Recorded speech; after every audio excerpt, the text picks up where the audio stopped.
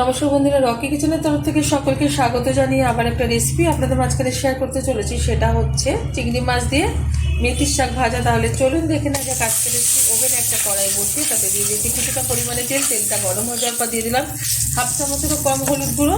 এখন দিয়ে দেবো এখানে কিছুটা পরিমাণে চিংড়ি মাছ, ভালো করে দিয়ে পরিষ্কার করে নিয়েছি। এবার ভেজে নিচ্ছি। চিংড়ি মাছগুলো ভালোভাবে ভেজে নিই। এখন দিচ্ছি কিছুটা পরিমাণে মটরশুঁটি, একটু নেড়ে ফেলে নেবো। এটা কিন্তু একদম ফাটা শুরু হয়ে যাবে, তার আগে কিন্তু শাকটা দিয়ে দেবো। দিয়ে দিচ্ছি কুচিয়ে রাখা মেথির শাক। এটাকে ভালো করে ধুয়ে কেটে পরিষ্কার করে নিয়েছি। সাথে নিয়ে নিয়েছি সামান্য পরিমাণে একটু বেগুন, আর দিয়ে দিচ্ছি 3 থেকে 4টে কাঁচা লঙ্কা। এবার খুব ভালোভাবে মিশিয়ে নেব। দিয়ে দিচ্ছি পরিমাণ মতো লবণ, দিয়ে দেবো স্বাদ মতো চিনি। আমার এই রেসিপি যদি আপনাদের ভালো লেগে থাকে আপনারা অবশ্যই আমার চ্যানেলটিকে সাবস্ক্রাইব করবেন, লাইক করবেন, শেয়ার করবেন।